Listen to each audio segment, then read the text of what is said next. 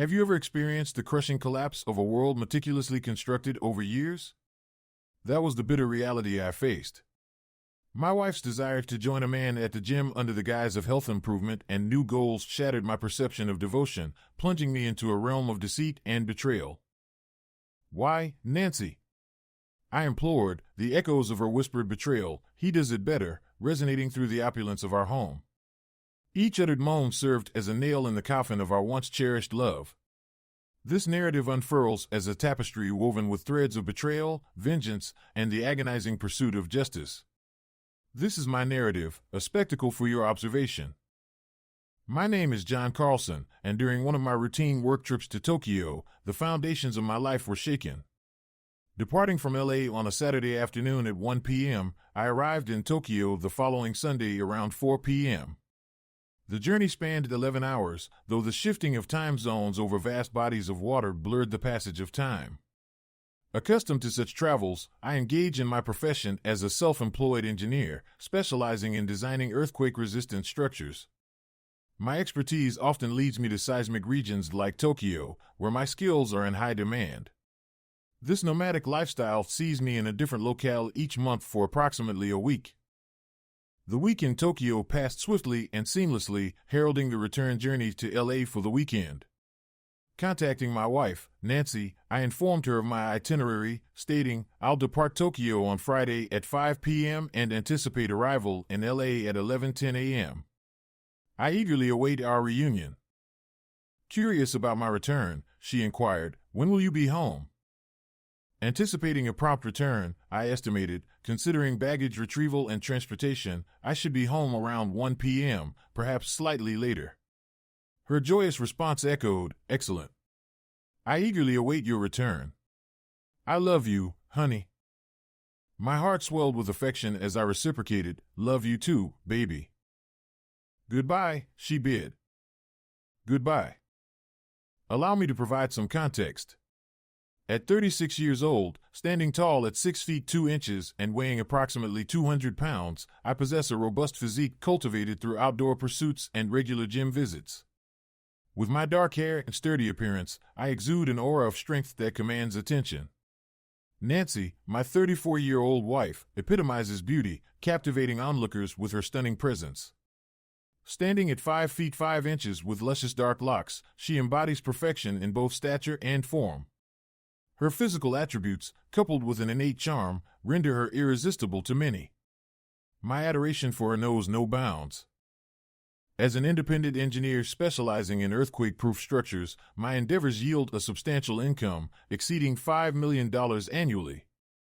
Additionally, I receive royalties from the buildings I assist in fortifying. Despite our wealth, we lead a modest lifestyle, reserving our earnings for significant investments, charitable endeavors, and occasional indulgences in luxuries like vacation homes, automobiles, and fine art. Entrusted with managing our finances, Nancy places her full faith in my abilities. I ensure that Nancy remains informed about our ventures. Together, we hold stakes in 3 gyms across the LA region, one in Thousand Oaks, another in Santa Monica, and a third near our residence in Rolling Hills Estates. We seized an early opportunity to partner with a burgeoning gym chain, which has since proven to be a lucrative investment. While our local gym serves as our primary choice due to its proximity and quality, we refrain from leveraging our ownership for preferential treatment. Nancy, unencumbered by financial obligations, dedicates her time to charitable endeavors, notably supporting fundraising efforts for a renowned hospital. Her commitment to fitness sees her frequenting the gym regularly, despite her packed schedule. Nevertheless, she relishes our time together in the evenings and on weekends, often accompanying me on business trips. Returning to the events at hand, I arrived in LA as scheduled on Friday at 11:10 a.m., a peculiarity attributable to the quirks of the international dateline. Despite the temporal anomaly, my timely arrival mirrored similar phenomena induced by time zone changes, akin to arriving at a destination before departing from the point of origin. Upon arrival, I promptly contacted home to apprise Nancy of my punctuality, only to find her absent. Leaving a message, I proceeded to retrieve my luggage, a task prolonged by unforeseen delays. Upon securing my belongings, I embarked on the shuttle to retrieve my vehicle. Noticing Nancy's absence upon my return, I opted to visit the office, intending to alleviate the workload for the ensuing week. Returning home after 5 p.m., I observed Nancy's BMW in the garage alongside an unfamiliar Ford F-150 occupying my customary parking space. Parking behind Nancy's vehicle, I entered the house, closing the garage door behind me. A brief investigation of the truck revealed a pay stub bearing the name Roger Williams, causing a sinking feeling in my stomach. Roger epitomized the archetype of the ideal man, a regular at our gym whose physique could rival Arnold Schwarzenegger in his prime. Standing at 6 feet 4 inches and weighing around 230 pounds of pure muscle, he exuded an aura of physical perfection. As I grappled with this realization, my distress deepened. Entering our home and calling out for Nancy yielded no response, heightening the sense of unease weighing heavily upon me. I opted for a silent, cautious approach to uncover the unfolding situation. Stealthily ascending the stairs and traversing the hallway towards our bedroom, the distant murmurs and hushed tones pierced through the silence, signaling a devastating truth. My heart sank as I realized that Nancy, my cherished partner and confidant, was in the company of Roger. It appeared that Nancy had mistakenly overlooked my return date, failing to account for the time zone disparity that facilitated my early arrival. Rooted and placed just beyond the threshold, I endured an agonizing eternity, subjected to the torment of their intimate exchange. Every uttered word and passionate exhalation tore at the fabric of my being, fueling a burgeoning fury that threatened to consume me. Despite the searing pain of betrayal, I remained steadfast, silently bearing witness to their illicit liaison. Their impassioned declarations reverberated through the hall, each syllable a dagger to my wounded heart. The rhythmic cadence of their union echoed ominously, heightening my anguish. As the tension mounted, I could bear the torment no longer. With a primal scream of anguish and rage, I shattered the suffocating silence. Bursting into the room, I confronted the adulterous duo in the throes of passion, their expressions contorted in shock and guilt. With righteous indignation coursing through my veins, I demanded Roger's immediate departure, condemning him as the epitome of treachery. Nancy's anguished cries fell upon deaf ears as I vowed retribution against her betrayal. However, in a moment of blinded fury, I made a grave error. Seizing Roger in a misguided attempt to enforce justice, I unwittingly instigated a violent altercation. Fueled by primal instinct, Roger retaliated with ferocity, propelling me backwards with unrestrained force. The sickening impact of my fall reverberated through my body as consciousness slipped away, consumed by darkness and excruciating pain.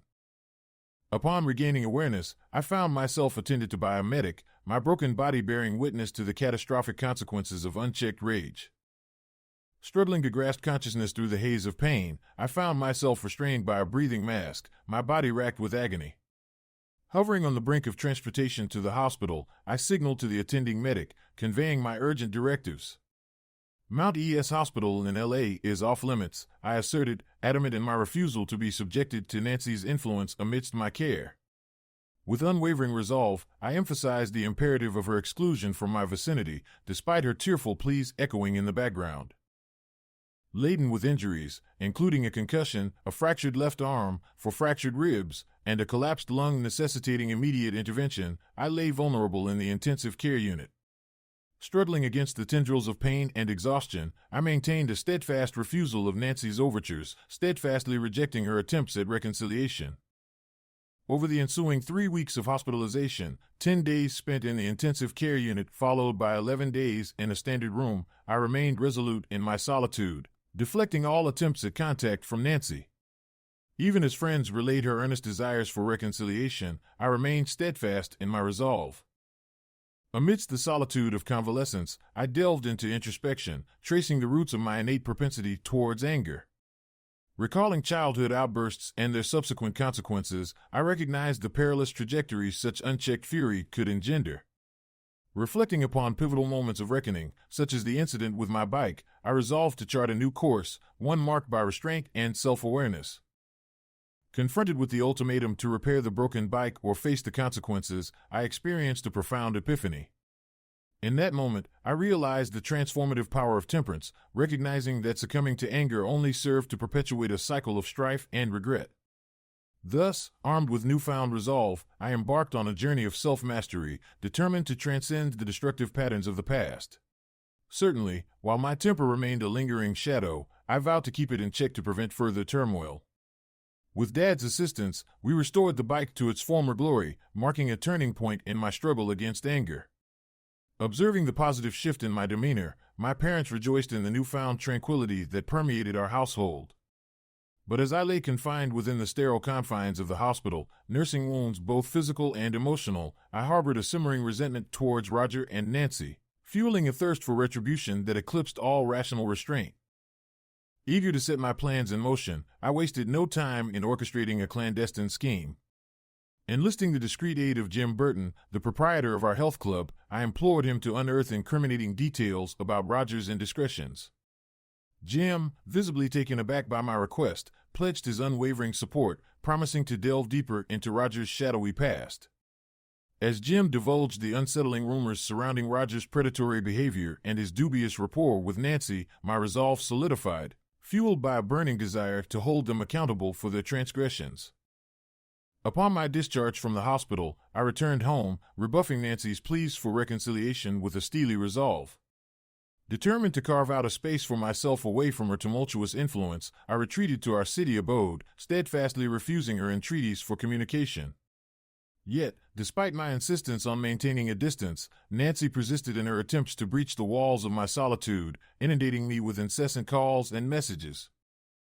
With preparations complete and my resolve steeled, the time for retribution drew near. Leveraging Jim's assistance, I orchestrated a calculated maneuver to ensnare Roger within the confines of the gym, marshaling a formidable cadre of aggrieved spouses and loyal allies to ensure his compliance. As the clock struck 9:30 p.m., I strode into the gym, flanked by masked accomplices, poised to exact the vengeance long overdue. Roger's feeble attempt to flee was swiftly thwarted by our vigilant group, and he was subdued without much difficulty. Transporting him to a seedy motel in a less than desirable neighborhood, we administered a measured retribution, ensuring that Roger faced the consequences of his actions. While the aggrieved husbands meted out a physical reprisal, it was administered with restraint, leaving Roger with a memorable but not debilitating lesson. Securing Roger within the confines of the room, I prepared to enact my meticulously planned vengeance. Summoning a nearby tattoo artist, I supervised as Roger was permanently marked with the indelible reminders of his transgressions. Each tattoo served as a damning testament to his infidelity and betrayal, etching his culpability upon his very skin. As Roger lay bound and branded, I departed, leaving him to contemplate the consequences of his actions. Later, I confronted Nancy, subjecting her to a similar ordeal, ensuring that she too bore the visible scars of her betrayal. However, my actions did not go unnoticed, and I soon found myself entangled in legal proceedings. Roger's testimony served to incriminate me, yet Nancy remained steadfastly by my side throughout the trial. As each tattoo was presented as evidence of my retribution, the courtroom bore witness to the depths of Roger's depravity. Ultimately, I received a 5-year sentence in North Carr State Prison, prompting a tumult of emotions from both Nancy and myself. While my actions were deemed shocking, the judge acknowledged the underlying motivations behind them, affording me a modicum of understanding. In prison, I found an unexpected semblance of respect among my peers, who viewed my actions with a mixture of awe and caution. Though I harbored no pride in my actions, I found solace in the newfound peace that enveloped me, even amidst the confines of incarceration. Reflecting on my actions, it's clear that I was deeply troubled and perhaps even mentally unstable to have acted as I did. While some may argue that my behavior was inexcusable, it stemmed from a place of profound pain and disillusionment upon discovering Nancy's infidelity. Despite the strides I had made in improving my life, the betrayal I endured pushed me to the brink of despair. One day, amidst the desolation of my incarceration, I received a lengthy letter from Nancy. Initially hesitant to engage with it, the profound loneliness of my situation compelled me to seek solace in her words. As I read her heartfelt apology and confession, I couldn't help but feel a surge of conflicting emotions. In her letter, Nancy expressed profound remorse for her actions, acknowledging the depth of my hurt and the irreparable damage she had caused to our relationship. She recounted the events that led to her indiscretion with Roger, emphasizing her regret and the fleeting nature of the thrill he provided. According to Nancy, Roger's charm and flattery lured her into a web of deceit, igniting feelings of excitement and validation that had long been absent from our relationship. Despite her initial intentions to end the affair, she found herself succumbing to temptation time and again, driven by a desire for the thrill he offered. While her explanations offered some semblance of understanding, they did little to assuage the pain of betrayal that gnawed at my soul. Though Nancy professed her undying love and remorse, I couldn't shake the profound sense of disillusionment that clouded my judgment. In the aftermath of her revelation, I found myself grappling with conflicting emotions. On one hand, I longed for the solace of reconciliation and the restoration of our fractured relationship. On the other, the scars of betrayal ran deep, casting a shadow of doubt over our future together. As I sit alone in my cell, contemplating the words penned in Nancy's letter, I find myself torn between forgiveness and resentment. Though her confession offers a glimmer of hope for redemption, the wounds of betrayal remain raw and unhealed. Only time will tell whether our love is strong enough to withstand the trials that lie ahead. The following day, overwhelmed by guilt and remorse, I resolved to sever ties with Roger, recognizing the imminent threat his presence posed to our marriage. Despite my intentions to end the affair, I allowed him to spend the night on Friday, intending to terminate the relationship come morning. However, I cannot deny the allure of his actions. I found myself drawn to him in ways I had never experienced with you, John. I am deeply sorry for the pain my words caused you, but I cannot deny the truth. They were better than you in certain aspects. His willingness to explore new avenues of intimacy awakened desires within me that had long lain dormant. I had hoped to incorporate these newfound experiences into our relationship to reignite the spark between us, but now that opportunity seems lost forever. I am filled with regret for the foolishness of my actions and the irreparable damage I have inflicted upon our marriage. Your retaliatory measures have left me scarred and humiliated, serving as a constant reminder of my transgressions. While I struggle to comprehend your motives, I acknowledge my role in driving you to such extremes. I am unsure if our marriage can withstand the weight of our collective mistakes, but I am willing to try. I accept the consequences of my actions and will bear the burden of shame and humiliation as you deemed fit in court. John, I will wait for you to return from prison. Please consider giving us another chance. I love you, Nancy. After 2 years, I was granted parole for good behavior, with the court deeming me a manageable risk. Upon my release, I learned that Roger had pursued legal action against me for the harm I had inflicted upon him. My legal team settled the matter with a substantial sum, a price I willingly paid for the assurance that Roger's predatory behavior would be curtailed. Despite the challenges we faced, Nancy and I remained together during my absence. Upon my return, I was greeted by a familiar sight, Nancy, adorned with the same tattoos that served as a testament to our shared pain and resilience. She confessed, "I despise you for what transpired. These past 2 years have been a torment for me, yet despite it all, I know I still harbor love for you.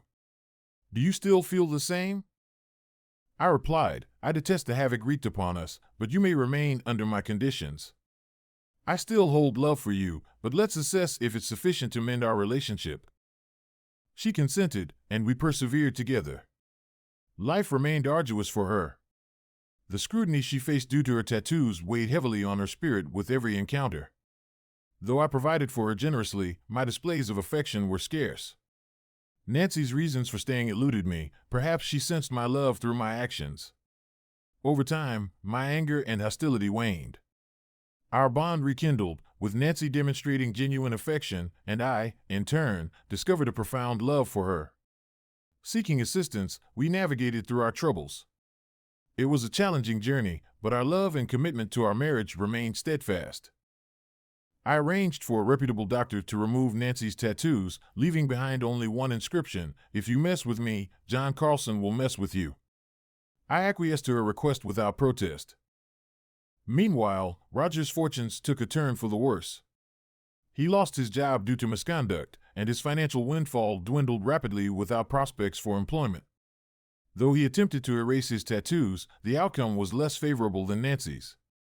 Left with unsightly scars, Roger faced difficulty finding companionship, a fate I felt indifferent towards.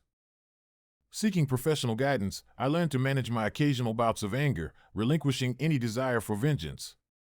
If only I had sought help sooner, perhaps my retribution would have taken a different form. As for Nancy's infidelity, its impact remains indelible, as does the price I paid for my extreme reaction. Can we reclaim the idyllic love of fairy tales? Unlikely. However, we will persevere, finding solace in our shared experiences and unwavering commitment to each other. Thanks for watching and have a great day. Remember, you're writing a story too, and it's up to you whether it's a good one or not. Write your opinion in the comments.